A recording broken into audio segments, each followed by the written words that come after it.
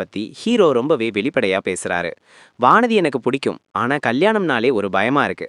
இப்போதைக்கு செட்டில் ஆகணும்னு தோணுது. அது மட்டும் இல்லாம நாங்க 2 பேரும் சாதாரணமா பேசும்போதே எங்களுக்குள்ள ஏகப்பட்ட சண்டைகள் வருது. இதுல கல்யாணம் பண்ணிக்கிட்டா வாழ்க்கை எப்படி இருக்கும்னு நினைச்சாலே எனக்கு பெரிய குழப்பமா இருக்குன்னு தான் மனசுல இருக்கிற தயக்கத்தை கொட்டி தீர்க்கிறாரு. அதுக்கு அண்ணி தரப்புல இருந்து கல்யாணம்ங்கிறது சின்ன விஷயம் இல்ல. ஒருத்தர் நல்லா புரிஞ்சுக்கிட்டு டைம் எடுத்து பண்றதுல தப்பே இல்ல. குழப்பமா இருக்கிறப்போ எந்த ஒரு சீரியஸ் முடிவும் எடுக்காதீங்க. பொறுமையாவே கல்யாண டாபிக் உள்ள வரலாம்னு ரொம்பவே முதிர்ச்சியான ஒரு அட்வைஸ் கொடுக்கறாங்க.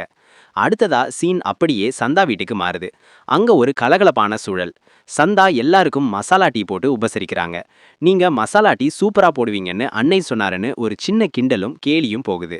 அந்த மசாலா டீயை குடிச்சிட்டு எல்லாரும் பாராட்டுறாங்க.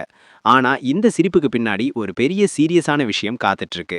சேரனுக்கும் சந்தாவுக்கும் கல்யாணம் பண்ணி வைக்கலாம்னு முறைப்படி பேச்செடுக்கிறாங்க. சந்தாவுக்கு அண்ணனை பிடிச்சிருக்கு, அண்ணனுக்கும் சந்தாவை பிடிச்சிருக்கு. எங்க வீட்லயும் எல்லாருக்கும் ஓகே. அப்போ கல்யாண வேலையை ஆரம்பிக்கலாமான்னு கேக்குறாங்க. ஆனா அங்கதான் ஒரு பெரிய குண்டு